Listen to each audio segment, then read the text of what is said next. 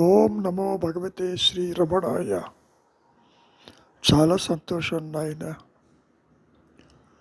మనం ఈ మాయలో ఉన్నటువంటి ప్రతి ఒక్కరూ కూడా సుఖం కోసము, శాంతి కోసము, ఆనందం కోసము తహతగలాడుతూ ఉంటారు. ఏ ఒక్కరూ కూడా ఏ పని చేసినా అసౌకర్యం కోసము, దుఃఖం కోసము, బాధ కోసము చెయ్యరు. దాని వెనకాల సుఖం దాగి ఉంటుంది. అంతేకాదు, ఇంద్రియ వ్యాపారములతో కూడా నీవు సుఖాన్ని అనుభవించటానికి వెంపర్లాడుతూ ఉంటావు. చూద్దామనో, విందామనో, తిందామనో, అనుభవిద్దామనో, ఈ విధంగా ఈ జీవుడు పుట్టినప్పటి నుంచి దేహము రాలిపోయేంత వరకు సుఖం సుఖం సుఖం కావాలని కోరుకుంటాడు. ఇంతకీ ఆ సుఖం అంటే ఏమిటి? ఆనందం అంటే ఏమిటి? అది ఒక పదార్థం నుంచి వచ్చేదే, లేదా ఏదైనా సంపాదించుకొచ్చేదే? చాలామంది ఏమనుకుంటారంటే, ఈ ప్రపంచంలో వస్తు విషయాలు గనక తమ దగ్గర ఉంటే సుఖప్రదమని అనుకుంటారు. వస్తువులలో ఏమీ లేదు, ఉందని భావిస్తారు. ఒకవేళ కాసేపు ఉందనే అనుకుందాం, మరి ఆ వస్తువు సంపాదించిన తర్వాత నీకు ఆనందం శాశ్వతంగా ఉండాలిగా. ఉంటుందా? నాలిక మీద ఒక రుచికరమైన పదార్థము తింటున్నప్పుడు ఎంతసేపు ఉంది ఆ సుఖము, ఆ ఆనందము, ఆ సౌఖ్యము? క్షణకాలమే కదా. అందుకని అతిగా సంపాదించటము, అతిగా సంతానాన్ని ఉత్పత్తి చేసుకోవటము, అధికస్తే అధికం లాభం అనేటువంటి విషయంలో ఉంటారు చాలామంది. అసలు ఆనందం అంటే ఏమిటి? సుఖం అంటే ఏమిటి? సుఖాన్ని అనుభవించేవాడు ఒకడు ఉన్నాడా? ఉంటే అతడెవరు అనే విషయాన్ని కాస్త లోతుగా పరిశీలిస్తే అటువంటిది ఏదీ లేదని తేలిపోతుంది. ఇప్పుడు గతంలో మనం ఎన్నోసార్లు చెప్పుకున్నట్లు, నీవు ఆత్మవై ఉంటూ నీవు కాని దానితో నీ ఉనికిని ఏర్పరచుకుని ఇంద్రియముల ద్వారా, మనస్సు ద్వారా, బుద్ధి ద్వారా సుఖాన్ని కోరుతూ ఉంటావు. నిజానికి నీ సహజత్వమే సుఖప్రదము, శాంతిదాయకము, ఆనందమై ఉండి కూడా మరి నీవు దుఃఖపడుతున్నావుగా ఇక్కడ. దీనికి కారణం ఏంటి? అశాంతికి కారణం ఏంటి? ఆలోచనలు. నాది నాది అని అనుకుంటున్నావు. ఆ నాది అనేవాడు ఉన్నాడేమో చూడబోతే అటువాడెవడు లేడు. లేనివాడికే ఇటువంటి ఆందోళన, భయము, బంధము, రాగము, ద్వేషాలు ఇవన్నీ ఇక్కడ కలుగుతూ ఉన్నాయి. కాబట్టి విచారం చేయటం లేదు. తానంటే ఈ దేహమని, తానంటే ఒక వ్యక్తి అని, తనకు కోరికలు ఉన్నాయని, బంధాలు ఉన్నాయని, బాధ్యత ఉన్నదని, నేను చేస్తేనే తప్ప ఇంకెవరూ చెయ్యరని, ఇటువంటి కర్తృత్వాన్ని తల మీద పెట్టుకుని తిరుగుతూ ఉంటారు ఈ మాయలో ప్రతి ఒక్కరూ కూడా. ఇంతకీ సుఖమంటే ఏమిటి? దుఃఖం లేకపోవటం సుఖమా? అసలు దానికి దీనికి సంబంధం ఏమైనా ఉన్నదా అని కాస్త పరిశీలిస్తే నీకు ఆలోచనే దుఃఖము, ఆలోచన రహిత స్థితే శుభప్రదము, శాంతియుతము, ఆనందము. అది మనకి ఎలా తెలుస్తుంది? ఏ విధంగా మనం దాన్ని గుర్తించవచ్చును? నీవు గుర్తించాల్సిన పని లేదు. నీ సహజత్వమే పరిధులు లేక, అవధులు లేక, తనకు తానుగా జ్ఞానమయంగా తెలుసుకునేటటువంటి స్థితి నీ స్వరూపానికే ఉన్నది. అదే అహం స్ఫురణ. ప్రతి ఒక్కరికి జాగ్రత్త, స్వప్న, సుషుప్తలు సహజంగా సాగిపోతూనే ఉంటాయి. అంతేకాదు, తురీయము, తుర్యాతీత స్థితి కూడా ఉన్నది. ముఖ్యంగా సుషుప్తి అనేది గాఢ నిద్రావస్థ. అందులో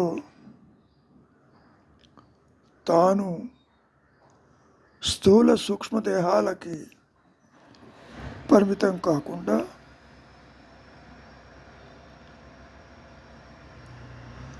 అక్కడ ఉన్నటువంటి ఆనందమయ కోశంతో ఉంటాడు. ఇక్కడ సూక్ష్మమైన అవిద్య మూలంగా బ్రహ్మానందాన్ని అనుభవిస్తాడు. ఏ విధంగా అయితే కోడిపెట్ట పగలల్లా తిరిగి రాత్రి కాగానే తమ పిల్లలన్నిటినీ పిలిచి తన రెక్కలతో కప్పి నిద్రించే విధంగా ఈ సూక్ష్మ వ్యక్తి ఈ కారణదేహంతో ఉంటాడు. ఇక్కడ అనుభవించిన జాగ్రత్త, స్వప్న అనుభూతుల సంస్కారాలతో ఈ కారణ శరీరంతో ప్రవేశిస్తాడు. ఒక విషయాన్ని బాగా గుర్తుపెట్టుకోవాలి. కారణ శరీరము పూర్తిగా అవిద్య నిర్మించింది, అందులో సందేహం లేదు. అది తమో గుణంతో కూడుకుని ఉంటుంది, అంటే తమో గుణ విశిష్టంతో ఉంటుంది. అయితే ప్రతి ఒక్కరూ కూడా నిద్ర స్థితిని వద్దనే వాళ్ళు ఉండరు. ప్రతి ఒక్కరికి నిద్ర కావాలి. ఎందుకని? నిద్రలో వారి యొక్క సహజ స్థితి సుఖప్రదంగా, శుభప్రదంగా శాంతిగా ఉంటుంది. కాబట్టి ఇక్కడ గాఢ నిద్ర కేవల స్థితి అనుభవించుటే కానీ వేరు కాదు. మూడవస్థలకు సరే మనం ఎన్నో పేర్లు చెప్పుకున్నా ఇక్కడ హృదయంలో ఆత్మలో సత్ సదా ప్రతిష్ఠితమే అయి ఉంటుంది. ఈ మెలకువలో హృదయాన్ని విడననుకుంటే మరి మనోవ్యాపారాలు స్తంభించి బ్రహ్మమొక్కటే జయంగా నిలుస్తుంది. అటువంటి అవస్థను మనం తురీయం అంటున్నాం. నిజానికి ఉన్నదే తురీయము, లేనిది జాగ్రత్త స్వప్న సుషుప్తలు, జీవుడు జగత్తు ఈశ్వర భావనలు. సరే చెప్పుకోవటానికి జీవాత్మ అని, పరమాత్మ అని, భూతాత్మ అని, ప్రేతాత్మ అని, చిదాత్మ అని, సరే అన్నిటికీ ఆత్మ అనే పదాన్ని మనం జోడిస్తున్నాం. నేను దేహం అనుకుంటే జీవాత్మ అయినాడు. నేనుగా ఉన్న జ్ఞానస్థితి పరమాత్మ అని మనం చెప్పుకుంటున్నాం. కాబట్టి ఇక్కడ జీవాత్మ పరమాత్మలో ఐక్యమయ్యే స్థితిని మనం ఏమని చెప్పుకోవాలి? తుర్యాతీతమనే చెప్పుకోవాలి. ఈ సందర్భంలో సృష్టిని చూస్తున్నాం. వృక్షగణాలు ఎప్పుడూ కూడా సుషుప్తిలోనే ఉంటాయి. మరి జంతుగణాలు స్వప్న సుషుప్తులు రెండిట్లోనూ ఉంటాయి. దేవతలు సదా జాగ్రత్తలో, మానవులు మూడింటా వెలుగుతూ ఉంటారు.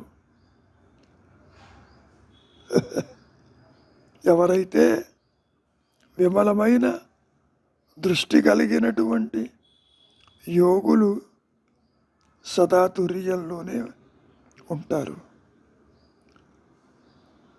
సరే కాసేపు ఉత్తమ యోగి అందాం, అట్టివారు తుర్యాతీతంలోనే ఉంటారు. కాకపోతే ఈ పామరుడికి, దేహాత్మబుద్ధి కలిగిన వారికి మూడవస్థలు ఆయత్రంగానే మారుతూ ఉంటాయి. కానీ తుర్యాతీత అవస్థలు ఒక అభ్యాసం వల్లనే సాధ్యమవుతుంది. మోక్ష సాధన సామగ్రిలో వారు ఉత్తములుగా ఉంటారని చెప్పుకోవచ్చు. ముఖ్యంగా గమనించవలసింది, జాగ్రత్త స్వప్న సుషుప్తలు ఒక్కొక్కటి మిగతా రెంటిని పరిహరిస్తూ కాలదేశాలకు నియమితులై ఉంటాయి కదా మరి. కాబట్టి అవి పూర్తిగా యథార్థాలు కావని మనం గుర్తించుకోవాలి. ఈ జాగ్రత్త స్వప్న సుషుప్తులతోటి అనుభవాల వల్ల మనకు ఒకటి పూర్తిగా తెలుస్తుంది. చిత్ ఆత్మస్వరూపంలో పై 5 అవస్థలను విడిపోయి ఆధారమై ఉంటుంది. ఈ సర్వానికి ఆధారము అహంస్ఫురణే, అదే ఆనందమయ స్థితి. ఇక్కడ జ్ఞాన వృత్తి చేత తనకు తానుగా నిలిచి ఉన్న స్థితి అది. తన స్వరూపాన్ని తానుగా అనుభవిస్తూ ఉంటుంది. మనం ఒక రకంగా చెప్పుకోవాలి అంటే ది సబ్జెక్ట్ ఆబ్జెక్ట్ తానై ఉంటుంది. తెలుసుకునేది, తెలుసుకోబడేది రెండూ ఒకటిగానే ఉంటుందని మనం ఇక్కడ చెప్పుకోవచ్చు. ముఖ్యంగా నిద్రావస్థలో నీకు ఏమీ తెలియదని అంటావు. తెలియదని చెప్పడానికి కూడా నీవు అక్కడ ఉండి తీరాలి కదా. నేను గాఢంగా సుఖంగా నిద్రించాలనటం సహజంగా ప్రతి ఒక్కరూ చెబుతూనే ఉంటారుగా. దీనివల్ల తేలింది ఏమిటి? 2 అంశాలు. ఒకటి, నిద్రలో ఏమీ ఎరగకపోవటం, నిద్రా సుఖము. ఇవి నిద్రలో అనుభూతులు కాకపోతే అదే వ్యక్తి మెలకువలో అట్లు చెప్పలేడు, అవకాశము లేదు.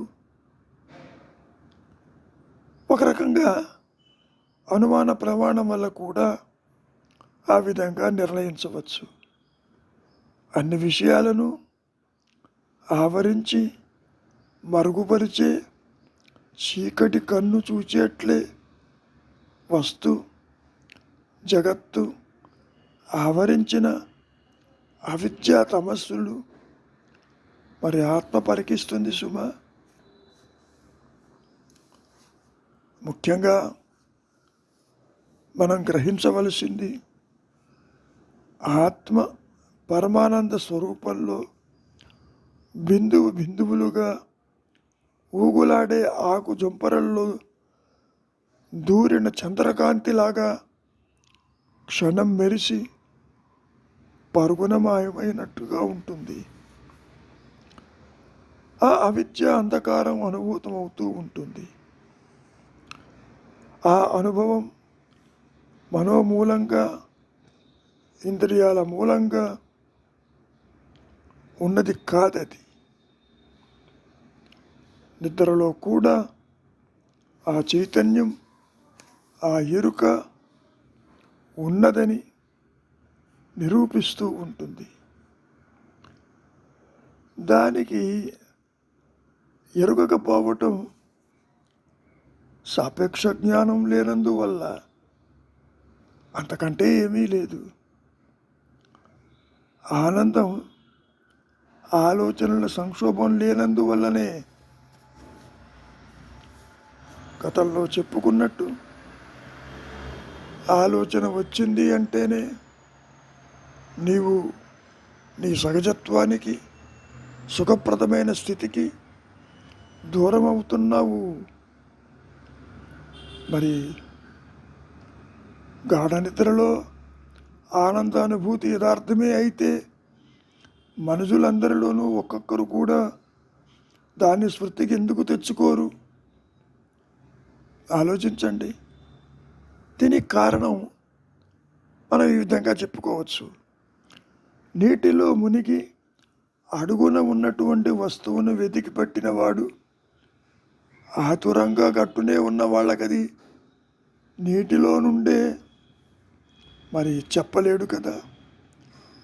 తాను తేలిన తర్వాతనే తెలుపగలడు.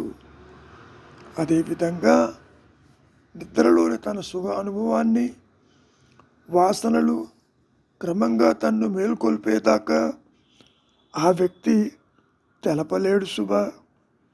అంతదాకా తను మాట్లాడే శక్తిని ఉపయోగించలేడు కనుక. కాబట్టి సచ్చిదానందములు వెలుగుతున్నది ఆత్మయేను అనటంలో ఎట్టి సందేహము లేదు.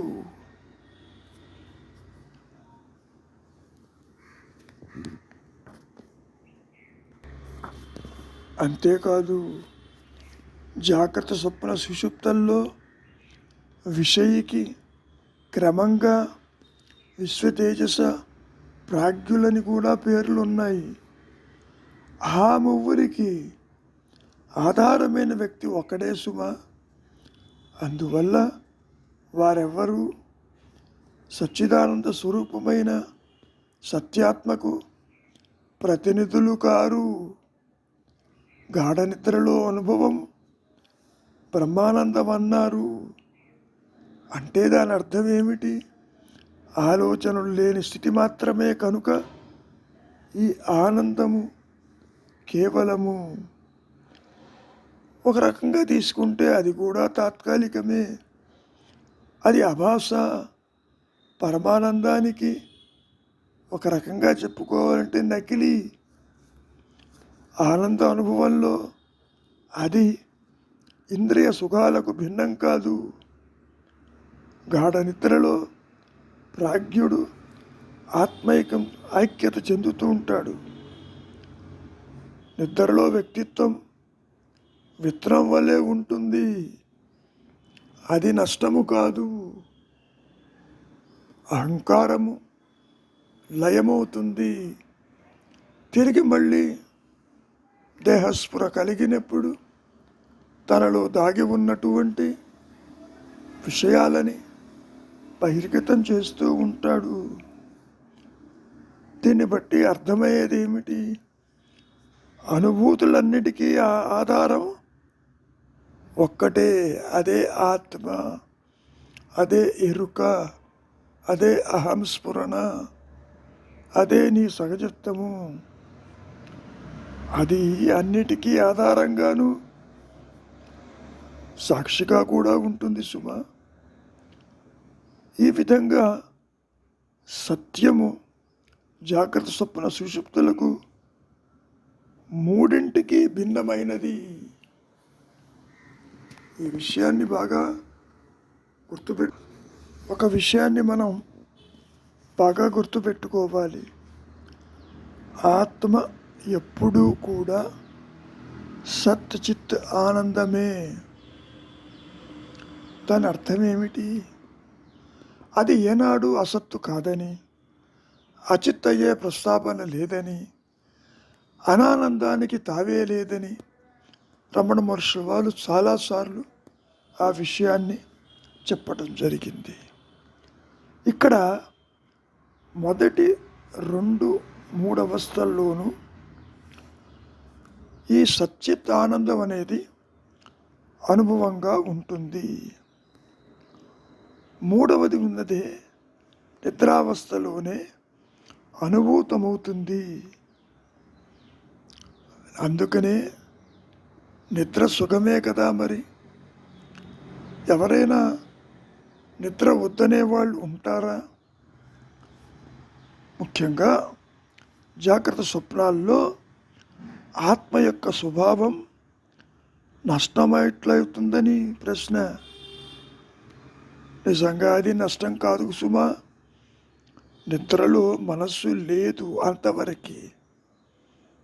అహంకారము నష్టము కాదు. ఒక్క అనుగ్రహము చేతనే, ఆత్మ ప్రకాశంతోనే మనస్సు నష్టమవుతుంది. అహంకారము పూర్తిగా తిరిగి రాని స్థితిలో ఉంటుంది. ఇప్పుడేమిటి? లయమైంది తిరిగి వస్తుంది. అది ఒక విషయాన్ని ఎలా చెప్పుకొచ్చారంటే మహర్షులు వారు, ఒక పిసినారి తన అమూల్యమైన వాసనల్ని, వస్తువులని తల కింద పెట్టుకుని నిద్రపోయినట్టుగా ఈ సుషుప్త అవస్థలో జీవుడు తన అమూల్యమైన వాసనల్ని పెట్టుకుని ఉంటాడు. తిరిగి మళ్ళీ మెళుకు వచ్చినప్పుడు ఎదుగో వాటిని బయటికి తీసుకొస్తాడు. నిద్రలో మనస్సు లేదు అంటే వృత్తిరాహిత్యమై ఉంది. ఆత్మ తానుగా ప్రకాశిస్తుంది. మరి నీకెందుకు తెలియదు నిద్రలో? ఇదిగో ఈ అహంకారము నష్టం కాలేదు కాబట్టి. మిగతా రెండిట్లోనూ వెలిగేది ఆత్మ యొక్క ప్రతిబింబత కాంతి మాత్రమే. అంటే రిఫ్లెక్టెడ్ లైట్, అభాస కాంతి అని మనం అర్థం చేసుకోవాలి. జాగ్రత్త స్వప్నంలో ఉండేది అదేను. నిద్రలో తలుపులన్నీ కూడా అణిగిన పెదపనే కదా. ఆనందానుభవం తలుపులతో కూడి ఉండదు కదా. ఇతర దశల్లో అది ప్రియ, మోద, ప్రమోదాలుగా వ్యక్తమవుతుందని మనం గ్రహించాలి. అవన్నీ కూడా చిత్తవృత్తులేను. ఒక చిన్న ఉదాహరణ, ఒకడు వీధిలో నడిచి పోతూ ఉంటాడు. వాడి మనస్సు నిండా ఎన్నో నిలకడలేని ఎన్నో ఆలోచనలు వస్తూ పోతూ ఉంటాయి. మాట వరుసకి వాడు బజారు వెంట వెళుతూ ఉన్నాడు అనుకుందాం. అక్కడ ఒక మంచి మామిడి పండ్లు కనపడతాయి. అవి వానికి ఇష్టమై వానిని కొన్నాడు. తర్వాత త్వరగా ఇంటికి వెళ్ళి పండు తిని ఎంతో తృప్తి చెంది ఉంటాడు, అంటే తృప్తి పడతాడు. పరుగుడు తిన్న ఆలోచనలు పండ్లను చూచినప్పటికీ మరి సంతోషం, ప్రియం వానిని కొని తన స్వంతం చేసుకున్నప్పటికీ సంతోషమే కదా. అదే మోదం. తిన్నప్పటి సంతోషం ఏమైంది? ప్రమోదమైంది. ఈ త్రివిధ సంతోషాలకు ఇతర ఆలోచనలు మాయమనటమే కారణం. మరి అన్నీ ఎగిరిపోయినాయి కదా, ఏది శాశ్వతం కాదు కదా. ఒక సందర్భంలో రమణ మహర్షుల వారు యోగ వాసిష్టంలోని జీవన్ముక్తిని చిత్తం అచలమని ఉన్నదన్న విషయాన్ని ప్రస్తావించినప్పుడు, నిజమే, అచల చిత్తమే శుద్ధ మనస్సు అంటే జ్ఞాని మనస్సు శుద్ధ మనస్సు అని మనం అర్థం చేసుకోవాలి. బ్రహ్మము జ్ఞాని మనస్సుకు అన్యం కాదని జ్ఞాన వాసిష్టమే చెబుతున్నది కదా. కాబట్టి బ్రహ్మము అంటే ఆత్మ శుద్ధ మనస్సే. ఏ ప్యూరిఫైడ్ ఈగో ఈజ్ ఆత్మ. అంటే ప్యూరిఫికేషన్ అంటే ఏమిటి? ఏ విధంగా తీసుకోవాలి? అది గుణరహితమై, బంధరహితమై, ద్వంద్వరహితమై, శుద్ధమై, శుద్ధ సత్వమై నిలిచి ఉన్నటువంటి మనస్సు మరి ఆత్మే కదా. రెండు నేనులా లేవు. మనస్సు అనేది వేరుగాను, ఆత్మ వేరుగాను ఉండదు. ఉన్నది ఒకటే నేను, ఉన్నది ఒకటే అహం స్ఫురణ. అది నేను దేహమన్న భ్రాంతి కలిగినట్లుగా ఉంటుంది. ఈ దేహాత్మ బుద్ధి అనేది ఆత్మని విడిచి ఉండదు సుమా. ఈ అహం ఆకారము దాల్చినట్టుగా ఉంటుంది. అది ఎలా ఉన్నప్పటికీ ఆత్మతోనే ఉంటుంది. ఈ జాగ్రత్త స్వప్న సుషుప్తలు ఆత్మని విడిచి ఉండవు. ముఖ్యంగా గ్రహించవలసింది, బ్రహ్మము శుద్ధ మనస్సు కావటం అంటే సచ్చిత్ ఆనందం అనేది ఆత్మ యొక్క లక్షణమని మనం చెప్పుకోవచ్చు. మహర్షి సందర్భంలో ఏమంటారంటే, ఒకవేళ శుద్ధ మనస్సుని అంగీకరిస్తే జ్ఞాని యొక్క ఆనందానుభూతి కూడా ప్రతిబింబితమే అని గణించాలి కదా. ఈ ప్రతిబింబం చివరికి మూల తేజంలో లీలం కావాలి. మరి అందుచేతనే జీవన్ముక్తి స్థితిని ఒక నిర్మలమైన అద్దంలో మరి ఒక నిర్మలమైన అద్దం యొక్క ప్రతిబింబం వంటిదనే చెప్పుకోవచ్చు. అట్టి ప్రతిబింబంలో కనిపించేది శుద్ధాకాశం కాక మరేమిటి? కాబట్టి జ్ఞాని యొక్క ప్రతిబింబత ఆనందం వాస్తవమైన ఆనందాన్ని నిరూపిస్తుంది సుమా. అసలు ఇన్ని మాటలు ఎందుకు?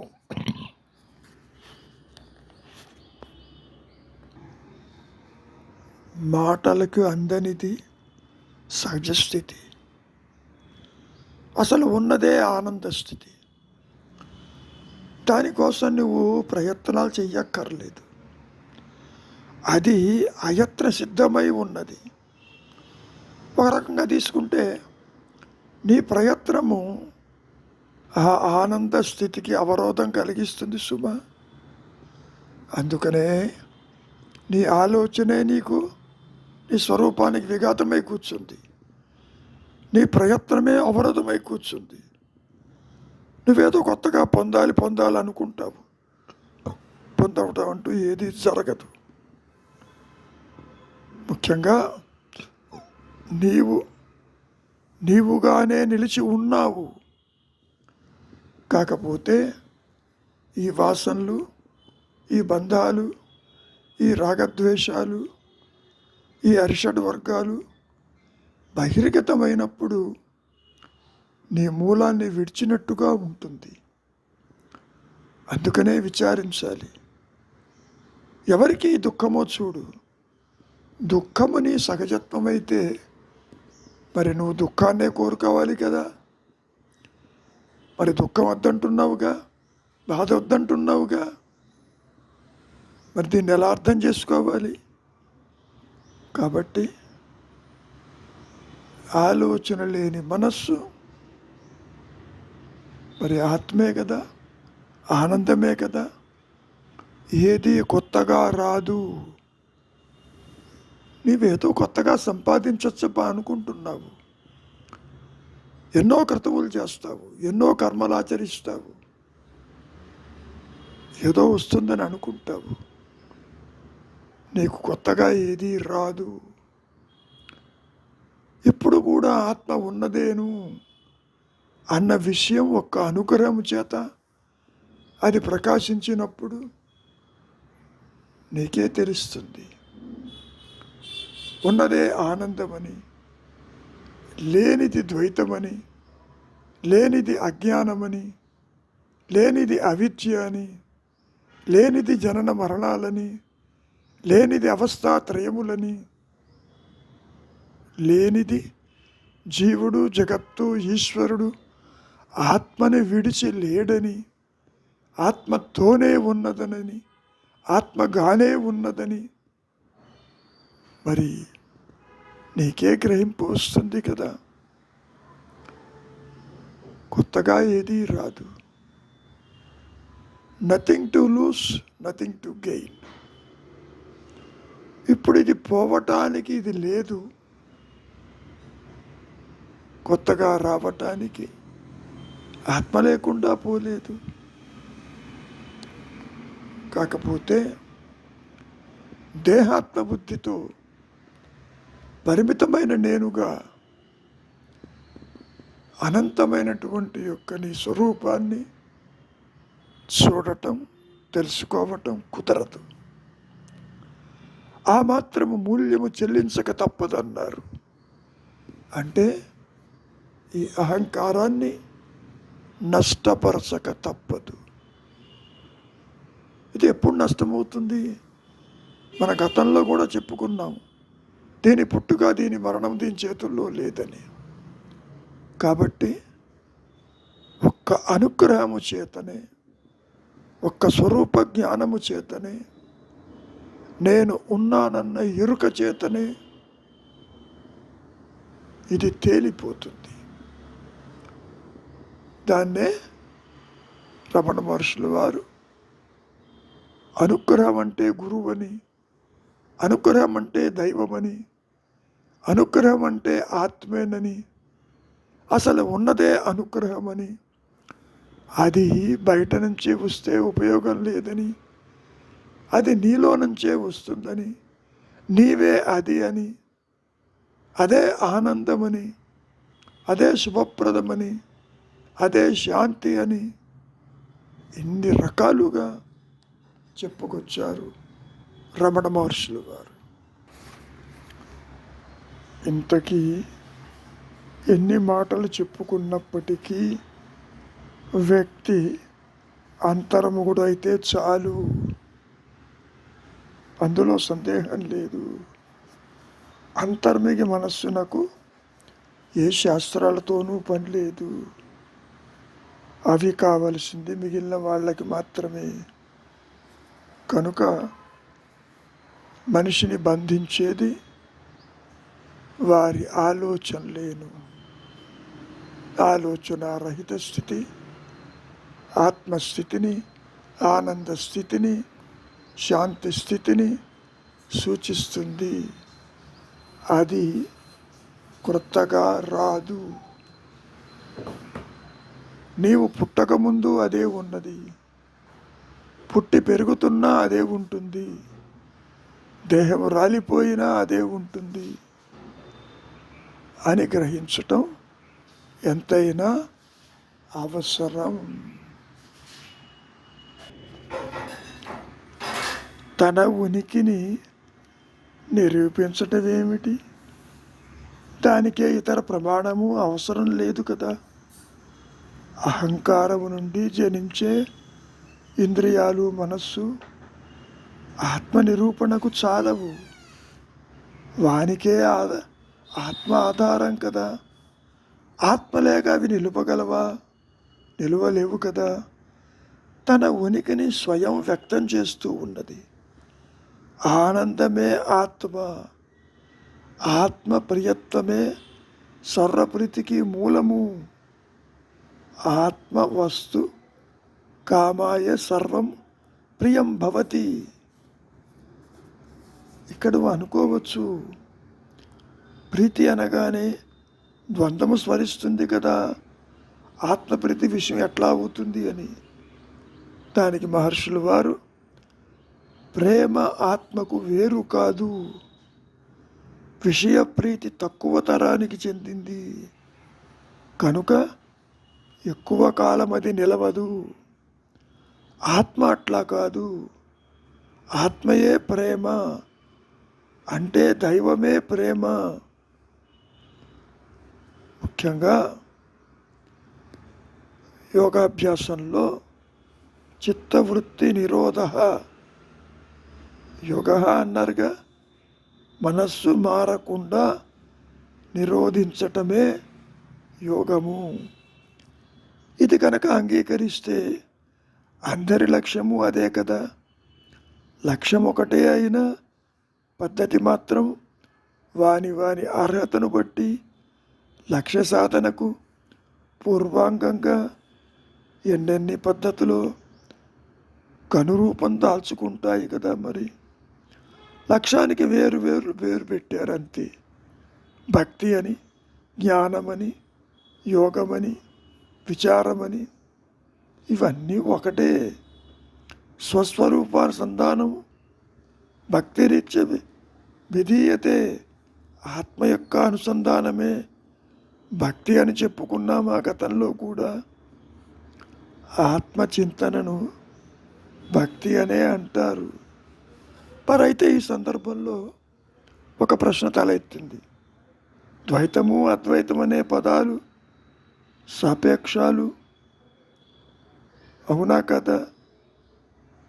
ద్వంద్వ భావనపై ఆధారపడ్డవి. ఉన్న రీతిన ఉండటమే ఆత్మ.